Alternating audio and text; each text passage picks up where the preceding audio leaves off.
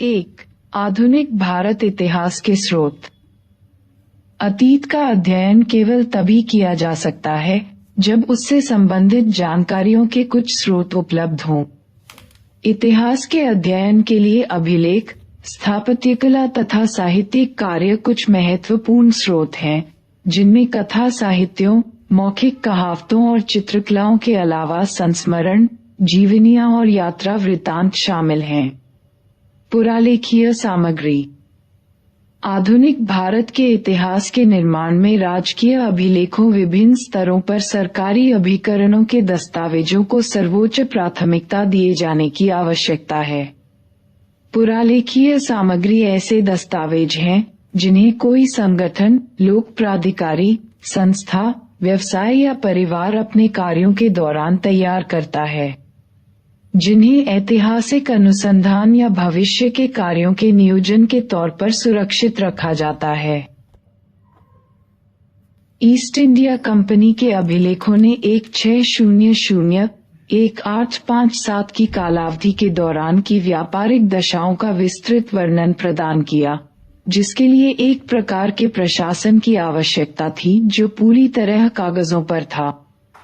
प्रत्येक नीति लिखित में होती थी और प्रत्येक व्यवसाय एवं लेन देन प्रेषण, परामर्श एवं कार्रवाई, गुप्त पत्रों तथा अन्य पत्राचार के माध्यम से होता था। राजकीय अभिलेख, निदेशक मंडल और बोर्ड ऑफ कंट्रोल से संबद्ध अभिलेखों के अतिरिक्त जिले से लेकर सर्वोच्च सत्ता तक प्रशासन के सभी स्तरों को शामिल करते थे। जब ब्रिटिश महारानी क्राउन ने प्रशासन भारतीय संभाला, तो उसने भी बड़ी मात्रा में विभिन्न तरीकों के राजकीय अभिलेख सुरक्षित रखे। इन अभिलेखों का परीक्षण करके हम चरणवार प्रत्येक घटना एवं विकास को समझ सकते हैं। इन अभिलेखों के अतिरिक्त अन्य यूरोपियन ईस्ट इंडिया कंपनियों, पुर्तगाली, डच एवं फ्रांसीसी के अभिलेख भी 17वीं और 18वीं शताब्दियों के इतिहास के सृजन हेतु उपयोगी हैं। राजनीतिक व्यवस्था के बारे में भी इनसे काफी कुछ प्राप्त किया जा है। राजकीय अभिलेखों की 4 श्रेणियां हैं। 1. केंद्र सरकार पुरालेख। 2. राज्य सरकार के पुरालेख। 3. मध्यवर्ती एवं अधीनस्थ प्राधिकरणों के अभिलेख। और 4. न्यायिक अभिलेख। इनके अतिरिक्त निजी अभिलेख एवं अभिलेखीय स्रोत भी विदेशों में उपलब्ध हैं। केंद्र सरकार के पुरालेख। नई दिल्ली स्थित राष्ट्रीय अभिलेखागार में भारत सरकार के अधिकतर पुरालेखों को सहेज कर रखा गया है। यह संग्रह 18वीं शताब्दी के मध्य से वर्तमान समय तक के आधुनिक भारत के सृजन हेतु अभिलेखों की अटूट श्रृंखला प्रदान करता है। 1857 के पश्चात के प्रशासनिक एवं संवैधानिक विकास जैसे लोक सेवाओं का गठन, स्थानीय स्वशासन का प्रारंभ, भारतीयकरण की समस्या और प्रांतों का प्रादेशिक पुनर्गठन इत्यादि बेशकीमती सामग्री भी इस श्रृंखला में पाई जाती है।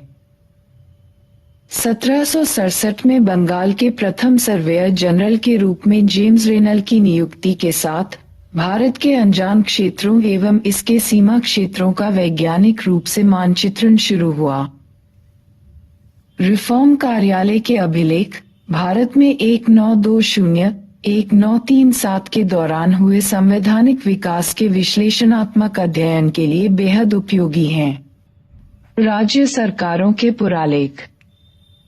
राज्य अभिलेखागारों के अभिलेखों में आय, भूतपूर्व ब्रिटिश भारतीय प्रांतों भूतपूर्व रियासतों जिन्हें 1947 के पश्चात भारतीय संघ में शामिल कर लिया गया, और ब्रिटिश शासन के अतिरिक्त विदेशी प्रशासन से संबद्ध स्रोत सामग्री मिलती है।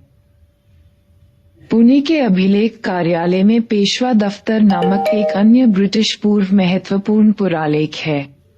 यह पेशवा के पतन के 1 शताब्दी पूर्व के मराठा इतिहास के अध्ययन का एकमात्र बेशकीमती स्रोत है। राजस्थान के जयपुर, बीकानेर, जोधपुर, उदयपुर इत्यादि रियासतों के इतिहास का अध्ययन करने के लिए पुरालेख वर्तमान में बीकानेर स्थित राजस्थान राज्य अभिलेखागार में महत्वपूर्ण है। जम्मू स्थित राज्य के पुरालेखों में 1846 से जम्मू कश्मीर के डोगरा शासन के इतिहास के अध्ययन हेतु दुर्लभ संग्रह है। मध्य प्रदेश में ग्वालियर, इंदौर, भोपाल एवं रीवा, केरल में त्रावणकोर एवं कोचीन, कर्नाटक मैसूर और महाराष्ट्र में कोल्हापुर रियासतों से संबंधित सभी महत्वपूर्ण पुरालेख संबद्ध राज्यों में हैं। 3 प्रेसिडेंसीज के पुरालेख। फोर्ट विलियम, बंगाल प्रेसिडेंसी के प्रारंभिक अभिलेख 1756 की कलकत्ता की लूटपाट में नष्ट हो गए, जो अंशतः भारतीय राष्ट्रीय संग्रहालय और अंशतः पश्चिम बंगाल के राज्य अभिलेखागार में उपलब्ध हैं। मद्रास प्रेसिडेंसी के अभिलेख 1670 ईस्वी से उसके इतिहास का वर्णन करते हैं, जिसमें गवर्नर और सेंट जॉर्ज की परिषद के अभिलेख भी शामिल हैं। इन अभिलेखों में अन्य भारतीय शक्तियों के साथ आंग्ल फ्रांसीसी संघर्ष तथा अंग्रेजों के मतभेद सहित दक्कन और दक्षिण भारत में ईस्ट इंडिया कंपनी के विस्तार एवं उत्थान की पर्याप्त जानकारी मौजूद है। बॉम्बे प्रेसिडेंसी के पुरालेख, जो मुंबई स्थित महाराष्ट्र सचिवालय अभिलेख कार्यालय में रखे हैं, पश्चिमी भारत, महाराष्ट्र, गुजरात, सिंध तथा भूतपूर्व बॉम्बे प्रेसिडेंसी के कन्नड़ भाषी जिलों, जिन्हें 1956 में मैसूर में शामिल किया गया, के इतिहास के अध्ययन में अत्यधिक उपयोगी हैं। अन्य यूरोपीय शक्तियों के पुरालेख। गोवा में संरक्षित पुर्तगालियों से संबद्ध पुरालेख भारत में पुर्तगालियों के आधिपत्य के इतिहास के लिए मूल्यवान हैं। कोचीन और मालाबार के डच रिकॉर्ड मद्रास अभिलेख कार्यालय में हैं और चिंसुरा संबंधी रिकॉर्ड्स पश्चिम बंगाल के राज्य अभिलेखागार में हैं। फ्रांसीसी अधिकारी अपने फ्रांसीसी अभिलेखों को पेरिस ले गए। न्यायिक अभिलेख। न्यायिक अभिलेख भारत में न्यायिक प्रशासन के विकास के प्राथमिक प्रमाण प्रदान करते हैं। ये विभिन्न वर्गों के लोगों की सामाजिक आर्थिक दशा संबंधी महत्वपूर्ण जानकारी प्रदान करते हैं। फोर्ट सेंट जॉर्ज में मेयर के कोर्ट के पुरालेख 1689 ईस्वी के प्रारंभ से सबसे पहले उपलब्ध न्यायिक पुरालेख हैं। ये मद्रास अभिलेख कार्यालय में हैं। 1753, 1773 के वर्षों के अभिलेख सहित 1774, 1861 के वर्षों के बंगाल के सुप्रीम कोर्ट के अभिलेख कलकत्ता उच्च न्यायालय के अभिलेख कक्ष में रखे गए हैं। इसी प्रकार 1728 में बॉम्बे में स्थापित मेयर कोर्ट के अभिलेख महाराष्ट्र सेक्रेटेरिएट रिकॉर्ड ऑफिस में उपलब्ध हैं, जहां पर बॉम्बे अभिलेख न्यायालय एवं सुप्रीम कोर्ट के अभिलेख भी रखे गए हैं। प्रकाशित अभिलेख।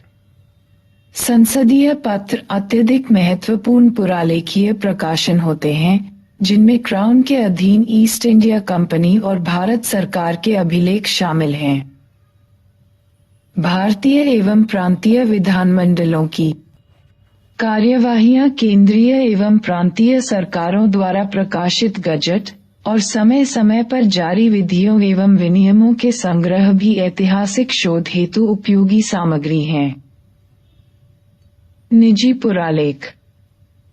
निजी अभिलेखों में उन व्यक्तियों एवं परिवारों से संबद्ध पत्र एवं दस्तावेज होते हैं, जिन्होंने आधुनिक भारत व्यवसाय एवं औद्योगिक निगमों तथा राजनीतिक, सामाजिक, धार्मिक, शैक्षिकी एवं सांस्कृतिक गतिविधियों को समर्पित संस्थाओं, समाजों एवं संगठनों के विकास में महत्वपूर्ण भूमिका अदा की है। राष्ट्रवादी आंदोलन के प्रसिद्ध एवं प्रमुख नेताओं के पत्र तथा नई दिल्ली स्थित नेहरू मेमोरियल म्यूजियम एवं लाइब्रेरी में भारतीय राष्ट्रीय कांग्रेस जैसे संगठनों के अभिलेख भारतीय स्वतंत्रता संघर्ष के इतिहास के संवर्धन में अत्यधिक उपयोगी हैं। विदेशी संग्रहालयों की पुरालेख सामग्री। विदेशी संग्रहालयों में आधुनिक भारतीय इतिहास से संबंधित ऐतिहासिक सामग्री बड़ी मात्रा में उपलब्ध है। उदाहरणार्थ, यूरोपियन संग्रहालय में संग्रहीत भारतीय महत्व की पुरालेखीय एवं पांडुलिपि सामग्री व्यापक एवं विविध है। India office records, foreign, Commonwealth and development office (IDO), London में कई महत्वपूर्ण पुरालेखीय अभिलेख हैं। लंदन में स्थित ब्रिटिश संग्रहालय में ब्रिटिश वायसरायों, राज्य सचिवों तथा अन्य उच्च स्तरीय सिविल एवं सैन्य अधिकारियों के पत्रों का संग्रह है, जिन्होंने भारत में कार्य किया और जिनकी उपयोगिता को बमुश्किल ही आकलित किया गया। भारत फ्रांसीसियों के इतिहास के अध्ययन के लिए आर्काइव्स नेशनल, पेरिस और French ministry of foreign affairs, colonies and war के पुरालेख अत्यंत महत्वपूर्ण और उपयोगी स्रोत हैं। हैग के रिक्सरचीफ में उपलब्ध डच ईस्ट इंडिया कंपनी के अभिलेख का प्रयोग भारत के आर्थिक इतिहास के प्राथमिक स्रोत के तौर पर भी किया जा सकता है। भारत में 1777 के पश्चात डच उपनिवेशों से संबंधित दानिश क्राउन और डच ईस्ट इंडिया कंपनी के रिक्सरकेविट, कोपेनहेगन में उपलब्ध अभिलेख त्रकोम्बा और सैरामपुर, श्रीरामपुर के बंदोबस्त के बारे में जानकारी प्रदान करने वाले प्राथमिक स्रोत हैं। National archives of Portugal, Lisbon में भारत में पुर्तगालियों से संबंधित मौलिक पत्रों का संग्रह है। यूरोप में भारतीय क्रांतिकारियों के बारे में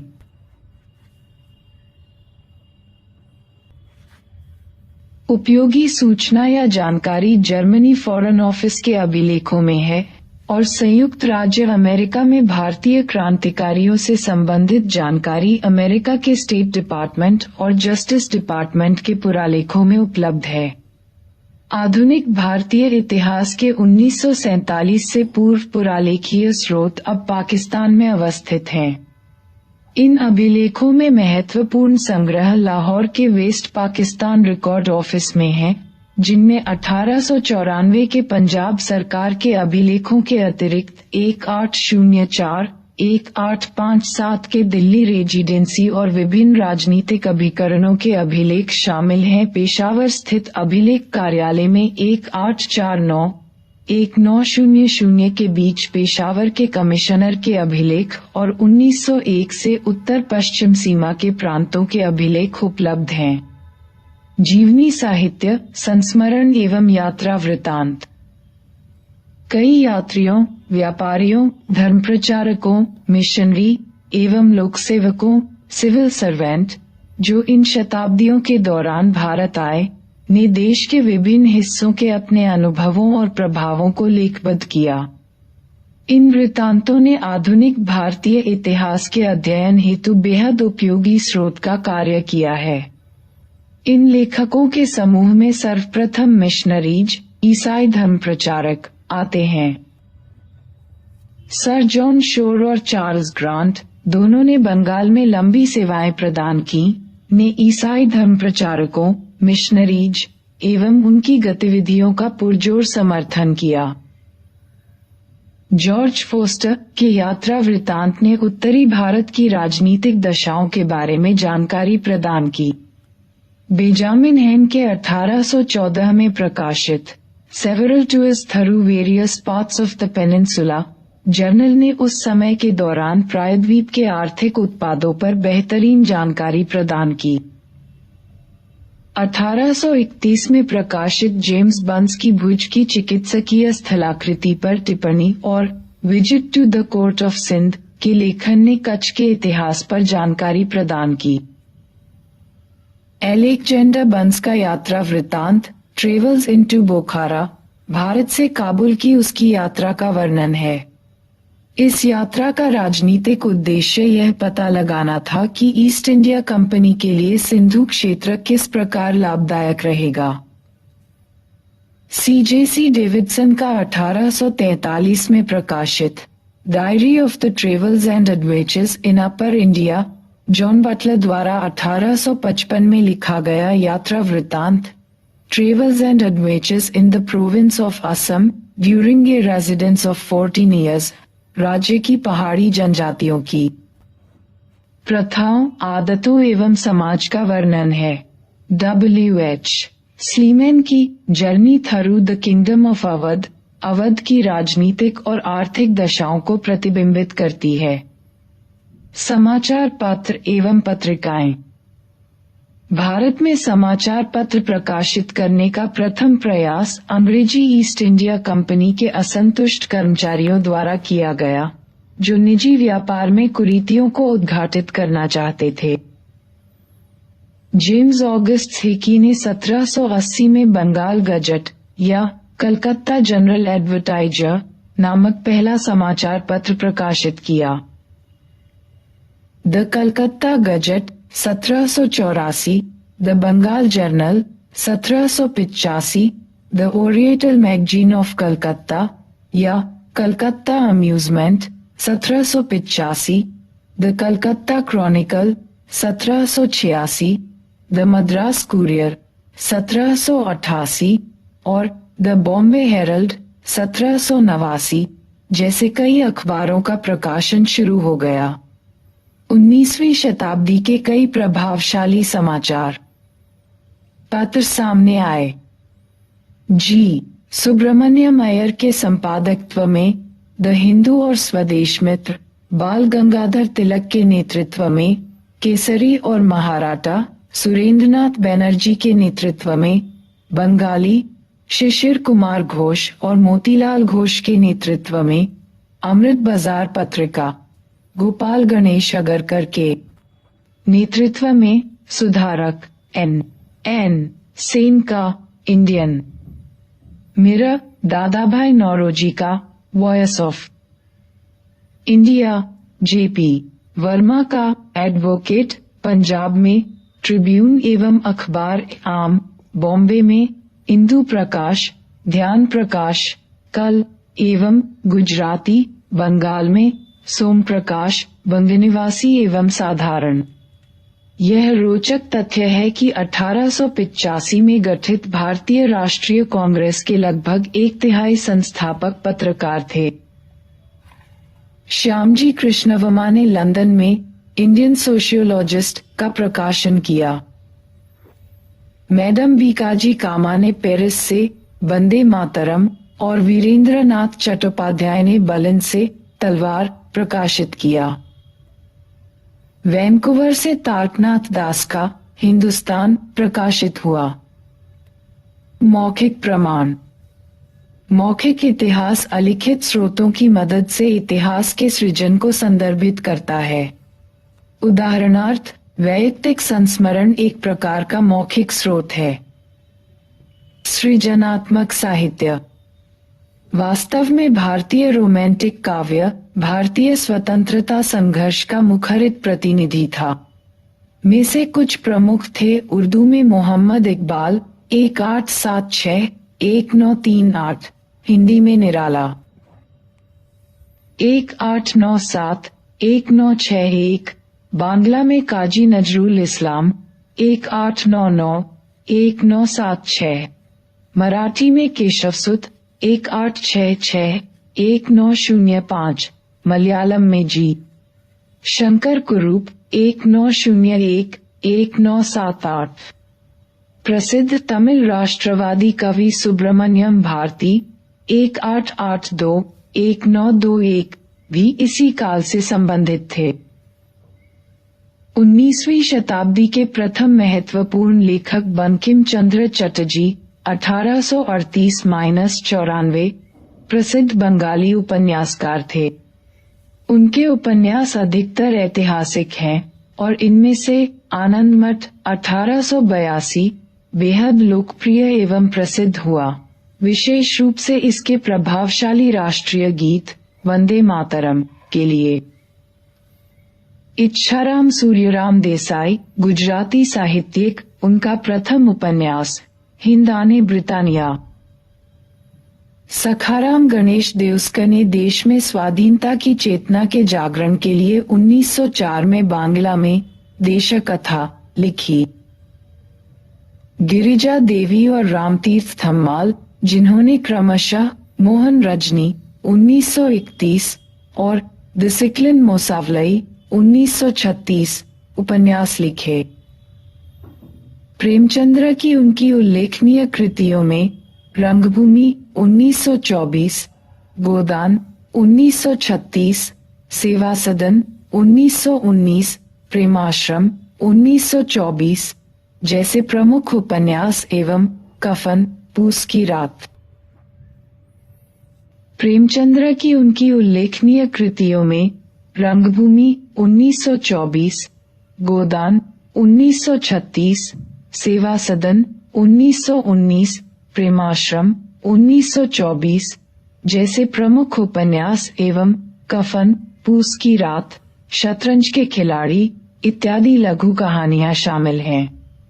ग्रामीण जीवन को उद्घाटित करने की औपन्यासिक परंपरा को फणीश्वरनाथ रेणु 1921-1973 के हिंदी उपन्यास मेला आंचल ने आगे बढ़ाया।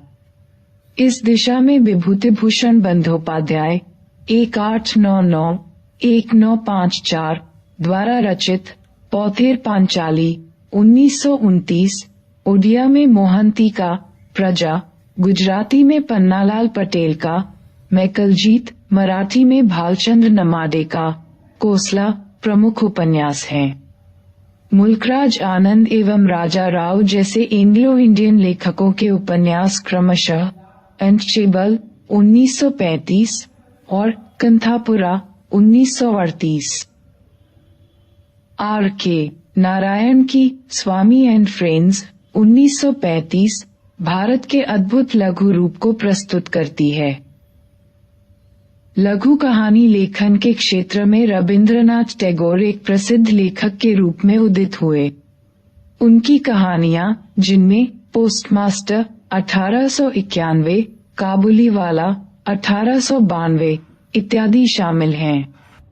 चित्रकला। एक चित्रकला विद्यालय था, कंपनी चित्रकला। कंपनी पेंटिंग्स शब्द का प्रयोग गैर इतिहासकारों द्वारा यूरोपियों के लिए निर्मित एक विशेष प्रकार की भारतीय चित्रकारी के लिए किया गया, जो बड़े पैमाने पर यूरोपियों की इच्छा एवं पसंद से प्रभावित थी। भारतीय कलाकारों को रेलवे प्रोजेक्ट और प्राकृतिक इतिहास सर्वेक्षण के ब्लूप्रिंट का खाका तैयार करने के लिए अंग्रेजी ईस्ट इंडिया कंपनी द्वारा भर्ती किया गया, या उन्होंने उन ब्रिटिश नागरिकों के लिए स्वतंत्र रूप से काम किया जो वापसी पर इंग्लैंड अपने साथ एक निशानी ले जाना चाहते थे। कंपनी चित्रकला शैली पटना स्कूल के तौर पर भी जानी जाती है। पेंटिंग्स, पेंसिल ड्राइंग, पोस्टर्स, कार्टूस एवं बाजार प्रिंट के रूप में भारतीयों एवं ब्रिटिश या अंग्रेजों द्वारा चित्रित की गईं 1857 के विद्रोह की तस्वीरें महत्वपूर्ण अभिलेख हैं। विद्रोह की पेंटिंग्स इस प्रमुख घटना पर अंग्रेजों एवं भारतीयों के विषमत को समझने तथा व्याख्या करने में इतिहासकारों के लिए महत्वपूर्ण हैं। कालीघाट चित्रकला, जो 19वीं शताब्दी में कलकत्ता में विकसित हुई। 1857 के कुछ समय पश्चात बॉम्बे, कलकत्ता और मद्रास में कला स्कूल खोले गए। इनकी शिक्षण पद्धति एवं पाठ्यक्रम ब्रिटिश रॉयल अंग्रेजों द्वारा चित्रित की गई 1857 के विद्रोह की तस्वीरें महत्वपूर्ण अभिलेख हैं। विद्रोह की पेंटिंग्स इस प्रमुख घटना पर अंग्रेजों एवं भारतीयों के विषमत को समझने तथा व्याख्या करने में इतिहासकारों के लिए महत्वपूर्ण हैं। कालीघाट चित्रकला, जो 19वीं शताब्दी में कलकत्ता में विकसित हुई।